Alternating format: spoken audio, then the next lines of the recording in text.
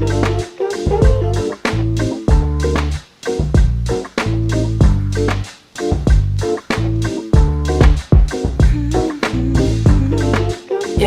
yeah, yeah, yeah, yeah, yeah, I run my fingers through her hair as she smiles and says that she loves me. Isn't it lovely when the one you loves thing is the one you're loving? So what do we do? What do we do with a presidential candidate? And again, Haha, people Nikki people Haley. like, yeah, you see my segue. I love So it. all you talk about is race, or you want to talk about slavery and this and that, but we have never really talked about it. Not in a way that would manufacture any change, right?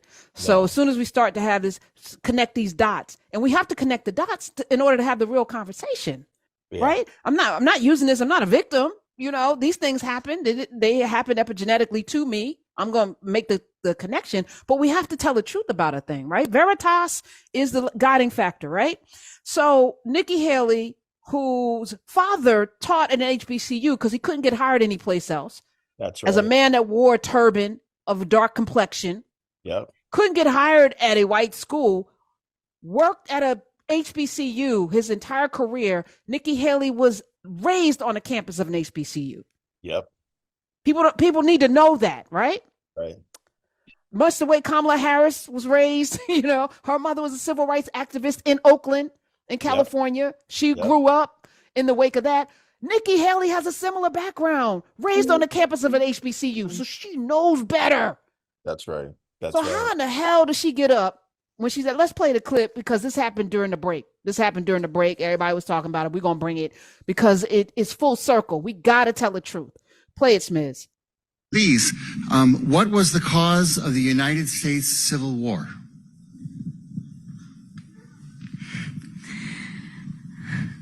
Well, don't come with an easy question or anything. I mean, I think the cause of the Civil War was basically how government was going to run, the freedoms and what people could and couldn't do.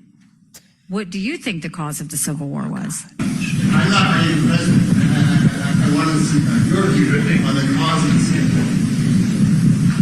I mean, I think it always comes down to the role of government. We need to have capitalism. We need to have economic freedom. We need to make sure that we do all things so that individuals have the liberties so that they can have freedom of speech, freedom of religion, freedom to do or be anything they want to be without government getting in the way. Thank you. And in the year 2023, it's astonishing to me that you answer that question without mentioning the word slavery.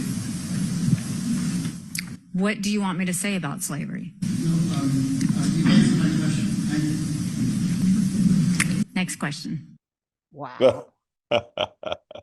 Okay. Nikki Haley, Nimrata.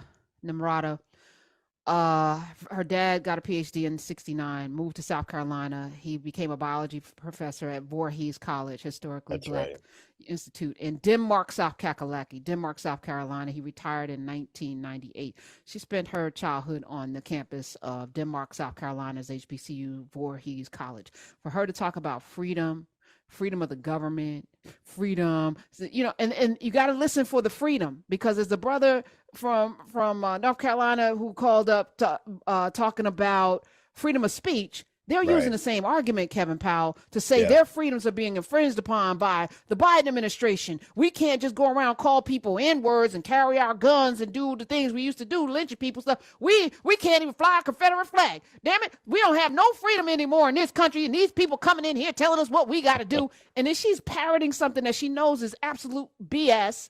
She knows the truth. She knows the truth. What's her responsibility, and what's our responsibility to gather her on a regular basis? We absolutely need to call her out in every way, including her birth name, which is not Nikki, as you just said. Namarada, we need to call out the fact, as you said, that her father worked at a historically Black college, Voorhees College, which I've spoken at in Denmark, South Carolina. My family is from South Carolina, a state that has a long and profound history with race and racism and the Confederate flag. She literally made herself into a conservative white woman, this Indian woman who is Indian American, who is born of parents from India, the same India that gave us people like Gandhi, Mahatma Gandhi. This is who she is. And I believe that, she either is lying about the things that she believes in, or has been so brainwashed that she believes this stuff and doesn't even think about slavery, because that's no different than a conservative racist white person not even thinking, how can you have a conversation about the Civil War, anybody, and not mention slavery at all in some way, shape, or form? I mean, the Emancipation Proclamation, no matter what Lincoln represented or not, is still one of the most important documents in American history, and it has to do with slavery, enslaved people. And so I just think this is someone running for president. And so she's literally aligning herself with Trump and DeSantis, which is this whole movement to erase history, as you say, Karen, often to remix history, to act like certain things didn't even happen. Meanwhile, we know what's happening in South Carolina and all around the country with regards to racism. What do we do? As she was answering this with this word salad with a lot of freedoms and liberties and Yeah. government economic freedoms and stuff, I'm like, what's your goal here? So who's she talking to? She's And talking to Middle describe the America. person. So what is Middle America? So Middle America doesn't want to say that the Civil War happened because the South wanted to succeed to continue to own human beings. Well, So I think they don't want that. I think the issue is that there's a small percentage, what some people call the 1%, who only want to hold on to America as the status quo it was before the Civil Rights Movement, before 1955 to 1968, which is the 13-year heart of the Civil Rights Movement. There's a group of people who absolutely do not want to see anything that has happened since then, things that have benefited people like me to go to college, benefited people like you and I both to have opportunities, because it wasn't like the Daily News was knocking down the door for us back in the day. The Civil Rights Movement made that possible. They're playing into white fears, white nationalism. They're playing into fears of othering people, these women, these people of color, these queer folks, these disabled people or differently able folks, these people, these immigrants, all these people that they keep, labeling in different ways, somehow represent this kind of existential threat to what America used to be. And we've got to put them in place, and we can't let them make us feel guilty. We can't teach their history, any of that kind of stuff.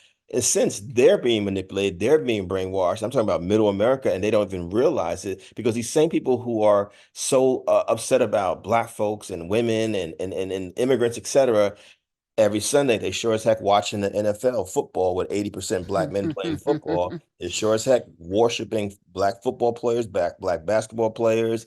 They're worshiping Black music called hip hop and other Black music forms. As Jalen Rose and other folks say, they love our culture, but they don't love the people. And it's like this profound schizophrenia that racism creates. And Nikki Haley, the former governor of South Carolina, current presidential candidate, represents this schizophrenia. But as you said too, it's also about power. You know what I mean? Because there's an unwillingness to share as America continues to become more colorful, let us say, more diverse, let us say. There's this unwillingness to share power. And so why does Detroit look like, Kingston, Jamaica, which looks like Brixton in England, which looks like Johannesburg in South Africa? Because someone said, no matter what, we don't want to share power. We want to hoard it for ourselves. We still want this to be whites only and the rest of y'all over there, and only certain kind of whites. Let's be clear about that.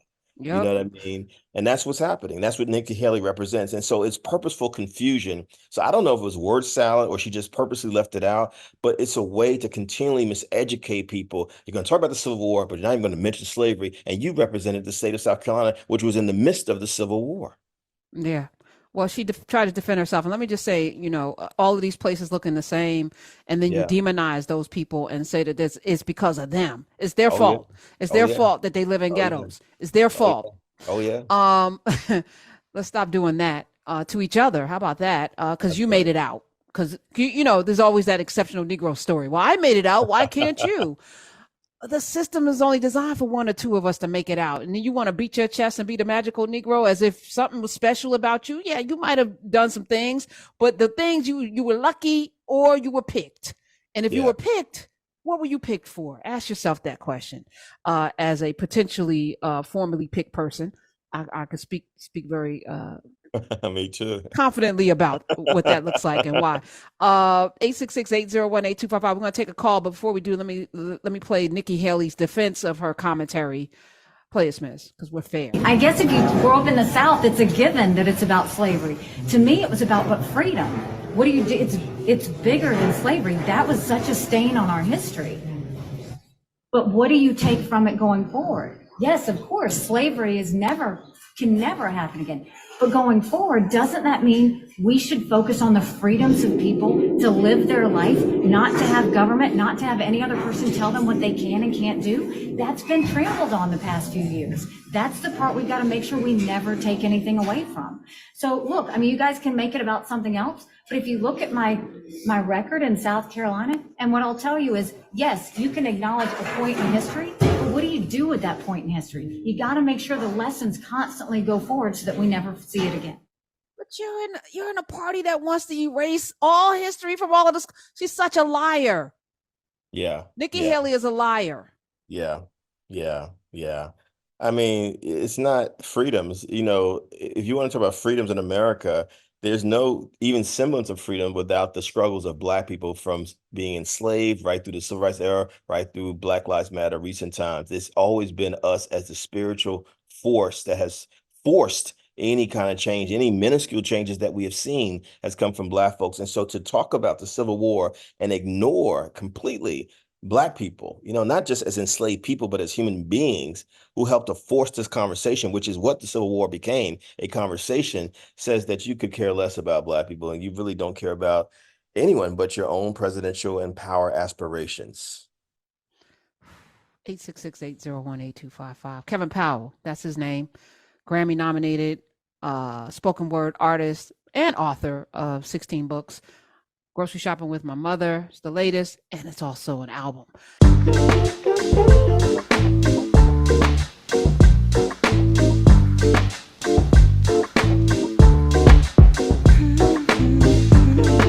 Yeah.